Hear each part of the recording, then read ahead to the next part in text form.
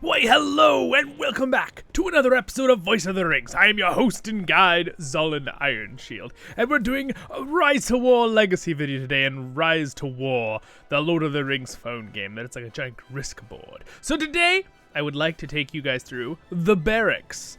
What is the Barracks? What do you need to know about the Barracks? This quick little guide video for maybe newer players, or maybe players who just want to hear a little bit of maybe something they possibly have missed in the past. Alright, so, anyway, you're going to enter your base, right, with the enter button. Oh, so complicated. Anyway, so then you're going to go down to this Barracks button down here, correct? Correct, yes. Or you could use, your little queue thing to click on your hiring things to go into it. Either way, doesn't matter which one. But open the Barracks up. So what is the Barracks? Okay, the Barracks is, well, what it sounds like. If you already know what a Barracks does, it's basically where you house your troops, right? Or your wound, that kind of thing. All right, so again, where do you get your units and your different tiers? So first things first, we got to talk about different tiers of units. There are up to 4 types of tier units, but realistically you're only going to have the top 3, and whatever faction you're playing, you're going to have one special tier 4 unit. Now you can get tier 4 units from hired buildings, and we will talk about the difference between conscripting and hiring in this video, okay? So here's the differences. So I'm going to move to the middle here, because I'm in the way. So if you can see right here to my side, there's 2 different buttons, right? There's a conscripting button and a hiring button. Now, if you're curious to why do I have 3 slots if you maybe only have 1 to conscript and vice versa, it depends on what upgraded buildings you have, all right? I have a building video I just put out probably before this, so go ahead and check that on the playlist if you want to know more about which building does what for that. So let's continue on. So the difference between the two is conscripting is units basically that you can control and create. You basically, on the good side, we're going to talk it from the good side perspective. This will be the same on the evil side, but slightly different units, whichever faction you're playing. But they're the units you upgrade the buildings for, okay? So for example, since I'm Rohan, I get to have Gondorian, Rohan units as my first main one. I get to have elves, dwarves, and Gondor units, okay? So Gondor units are a little different than Rohan units. They split that with the humans, all right, in this game. And then, of course, dwarves are all 1, elves are all 1. So, as you can see, I have different units here I can pick. If you want to search through these, all right, so if I'm in the conscripting tab right now, that's what you see. I have conscripting happening, so if I just click back, go back into this one. Right here's my 2 buttons. So down here in the bottom left, you can click this, and this is a little filter. So this can be very helpful if you're trying to find a specific unit, and you're like, where are my units, right? Like, I want to just get dwarves, okay? Now, one thing I would love is that this thing would save. They don't have that in the game yet, and I think RiseToWar, if you see this, you should do this. This should save what you previously done, or have a little save button, so you can have your little filter every time you come into the barracks. But anyway, let's say I'm looking for only tier 2 melee units as dwarves. Oh, look at that. It brought me down to 2 different units. It brought me down to shield bearers, which are tier 2. If you look at this little symbol right here, so this little symbol, little 2, as a Roman numeral, guys, or 2, okay? All right, most of you should know this. And this is 2 for the goat level, right? Goat riders, which the higher level ones are ram riders, right? Now, an interesting thing about the dwarves is they only have 2 levels of mounted units. They have tier 2 goat riders and tier 3 ram riders. So that's an interesting little side note. But again, for the dwarves, let's say now I wanted also tier 1. So I'm going to put the filter on tier 1 as well. So now you can see there's a tier 1 footman, axe footman, right? Dwarven footman. And then you've got your shield bearer, right? Again, I'm using dwarves as the example here for you guys. You can do this with any of the races. And then tier 3. Well, all I have for tier 3 right now are guardians. Now, you could be asking, what about ranged units, right? Well, I'm going to bring in ranged units. So now I should see every type of dwarf unit I have for ranged and not so, all right? And there is some interesting thing they've done now. They've kind of made it where they'll push units back to kind of like make it so you don't have to drag this as much, which is nice. It used to be they'd all be in the front and you'd have to just keep dragging through all your units. So that was a nice little update RiseToWar did. So anyway, now that we get tier things out of the way, let's continue on so we don't make this video too long and more information. So again, conscripting is basically you can conscript 3 different groups of guys at any one time, right? You cannot conscript the same type of unit. Some people are like, well, why can't I just use all 3 of these queues to conscript just Guardian Dwarves tier 3, right? Well, you can't. It won't let you, unfortunately. I know, a lot of people want that, but I think I know why they don't do that and be a little, you know, people just spam one unit, right? But again, so then you can have 3 different ones conscripting at once. Now you're asking, what about the hiring one? What does the hiring one even do, right? Like right now, if I try to hire, I can't hire any of these because these are all conscript units. It says it right there, right? Requires conscript, requires conscript. Okay, well, let's talk about this right now. Let's pop out real quick. So there are 2 different ways to hire units. There's a new system, right, if you're not on a role player server, if you're on a regular server, where if you build these little things out here, they're basically, you can take enemies from the other alignment, which would be evil, right, for me because I'm Rohan. So right now I have these 2 barracks out here, right? So I could hire these. All right, so here's what I'm gonna show you now. I'm gonna go back into the barracks. My filter should have reset, and it did, right? It just resets once you go out. Now if I wanted to hire units, I can click hire, but again I'm like, oh, where are all these things, right? Well, that's fine, don't worry about it. Just click hire, go around, and oh, look at that, there's some Isengard sappers, right? All right, so now I could hire these, and this is a different queue than conscripting. So you can be getting more troops faster, right? Now, are you going to be using these? Is it worth using stuff? Because one thing you have to remember, when you're conscripting, it doesn't cost gold. When you're hiring, you also have to pay gold, okay? Which you might not want to just pay gold. You know, you might not want to pay your gold yet if you're earlier in the game. But see, I can conscript a couple different units at once here, right? And I can conscript these guys because these are Easterling riders. So I could conscript 3 groups. I'm not going to do that right now. But now you kind of understand the difference between hiring and conscripting, okay? Yes, I do not want to conscript them. So the next thing we need to think about here, my friends, is now that you know that, is there any other kind of hiring besides the little things you can build outside your base, right? Which are these little things. And by the way, I have a ring power video up too where you can see, but we're going to pop into the ring power real quick. If you want to know how you get more of those barracks, it's this tree here. So for one, if you're using evil units with a good hero or vice versa, you need to have these put points into to get rid of that 10% debuff on both of those things. And then the embassy allows you to have more than one, lets you have a bunch of those settlements outside your base, okay?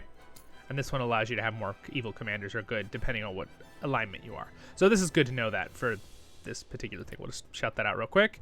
And then the next thing we need to know is, are there other hiring units? Yes, there are. Of course, there are neutral camps around the map, right? Which, again, these are all higher camps, right? So all these things, Barrow-wights, Oathbreakers, Ents, Fellbeast, Eagles, Vanguard. That's a new one for Season 3. Bjornings, Wraiths, new one for Season 4. Seafarer, new one, right? Keepers is a new one. And then Mummakill, Great Beast, Bree Riders, all these ones, right? So I'm going to show you one. I'm going to go to closest area for me is Ents. I'm closest to the Ents. So let me just show you. So here is an Ent one, right? So when you capture this, right, which I talked about this a little bit in my tile video, taking tiles, but this one has a defensive. Yeah, it has health, like a base. So you have to beat the 2 armies that are level 50 in there, which is not too hard if you have fire units or something that can beat Ents. It's just Ents with Radagast usually. And then you go in and you have to hit this a few times to siege it down, okay? And then you get this, and then once you have that, you're able to conscript tier 4 Ents. Ents are a tier 4 unit because they're so strong, right? And they're good for lots of different things. So that's a good one to know, okay? All right. So Ents are a good one. That would be a higher unit. So again, those are how you get the 2 ways you can get hiring units outside of your base, which are either your little things you build here, right, outside. And again, if you want to know how to build these, you literally just take a tile and you click build, and then look, here they all are down here at the bottom, right? Okay, so yeah, you only have 1. Obviously, you only need 1 to hire. I have those 2. Yep, so on. Now you get that. Good, good, good. Let's talk a little bit more about the barracks real quick. So I want to talk about something with this up here, right? Barracks space. Now, how do you increase barracks space? Well, I talked about this in the building video too, but it has to do with, all right, I'm going to show you real quick. It has to do with, we're going to go to, sorry, wrong one. We're going to go to build, right? We're going to go to our buildings. It has to do with the barracks upgrade, okay? This has how you increase the command limit, right? Same thing with the conscripting one here. This is how you're going to get more queues for hiring, right? And conscripting. And then also, if you want to get more for the hiring side, you have to have the Dark Embassy, which you also have to upgrade to get higher levels of units from those outside little camps that are evil or good, depending on your alignment, okay?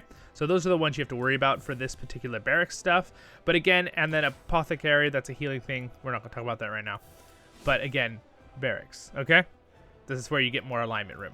Now, what do the colors mean on the top? All right, well, if you click on it, it'll actually explain it to you, okay? So it'll explain it to you right here, right? Soldiers in barracks or armies are blue, right? So that means soldiers that are live and ready to go, okay? So they're going to be in the barracks or they're in an army somewhere on the map when you're heroes. Soldiers being healed or conscripted, all right? So there is actually a very interesting thing here. That is interesting. Maybe the apothecary is kind of connected to the barracks in that way, right? They actually have a separate button for it, so we will talk about the apothecary real quick too. I think we'll combine that for this video. The apothecary is right here, and this is just whenever you have a wounded soldier, you are able to heal them, right? So again, when you have a battle, you have men that die who just disappear, right, units, and then you have ones that are wounded and they go in here. If this fills up and your guys are wounded, they'll die. A little bit sad, but that's how it goes, right? So that's how that works with the... Pretty self-explanatory. I don't really need to go into much detail for you guys for that, I think. I'm pretty sure everyone gets that. But then the interesting thing is this number, your max 860 size, whether it be people that are healing or recruiting or healing or who's actually in armies or here, which are these two different numbers, again, blue and green. It's the white and green. I don't know why they didn't change the colors there, but and then the max you can have in here is 680, whether they be healing or whether they be in an army or whether they be in the barracks, of all your troops that you could have in the game. They won't let you conscript or hire anymore until you've lost some, right? And the same thing. Now, interesting thing, this number is different. So if you have 150 out of 160 wounded, you could have your barracks number full. You could have this full.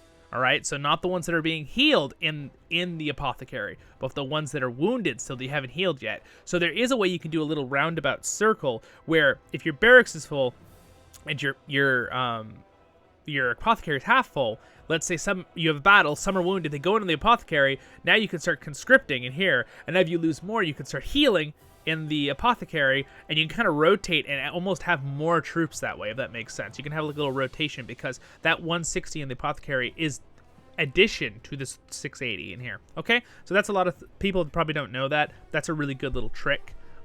So keep that in mind, my friends. Keep that in mind. All right, so the next thing we need to know then is about conscripting, hiring, the different tier units. Now, as you go, what if you want to upgrade a unit, right? They all have a few upgrades, right? So let's click on the master throwers here. I like to joke and like they're master throwers, like they mess something up, even though they're really actually strong and great units. I just think it's funny. So the big thing is here's where you go down here. This is where you upgrade your troops, okay? So let's say these are very important to whatever troop you're using a lot. Don't just go through and spam upgrade all your troops, you guys. Do it only to your troops that you're going to be using. So for example, I do not plan on using Longbowmen tier 2. So I will probably never upgrade their stuff for gold, which is in the way. I'm going to move over. As you can see, it'll try to upgrade right here, right? I can upgrade it up to 10 times for each one. So as you can see, Bow Knights, I am planning on using. I already have their Giant Slayer max, and I still have to upgrade this, but it costs a lot of gold. Each upgrade costs more and more, right? Up to 10. So, but I am planning on using these axe throwers. So for example, I click this a few times, get a couple upgrades. I don't have a lot of gold right now, so boom. There we go. I got a few upgrades out of the 10, right? So that's a good way. That's where you upgrade your troops in the barracks, okay? It's also in the barracks. So it's also how you can look at your troops, look at their stats, look at what they cost to upgrade per unit group, all that kind of good stuff. But we're not going to go too much into that units. We're talking about the barracks and the apothecary, okay?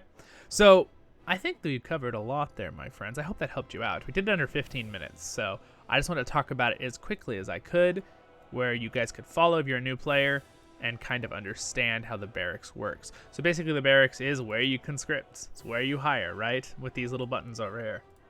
That's it, right? That's all the barracks is for. And then it's also where you go to upgrade units, right? With gold, right? And then, again, don't forget that little trick with the conscripting slash healing in the apothecary, all right? That little trick that this max is different than the max of troops that can be inside your barracks up here, okay? They're different numbers. Not the healing. So if you're healing troops, they're going to be when they're still in your apothecary, but then they will be moved into your barracks, so that the barracks will now show that they're going to be in your barracks soon if you're healing them. Which is why if your barracks is full and you try to heal people, it'll say you don't have room in the apothecary. It'll say that. It'll give you a message. So that's what you need to know. All right. So there you go. I hope that helped you out, my friends.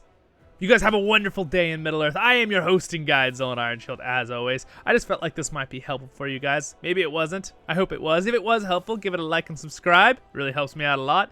Want a quick thank and shout out to MrRevel, my royal god Patreon, and all my other wonderful Patreons. Thank you for your support, guys. Means a lot. And you guys have a wonderful day in Middle-earth. And I'll see you in the next episode of Voice of the Rings. See ya.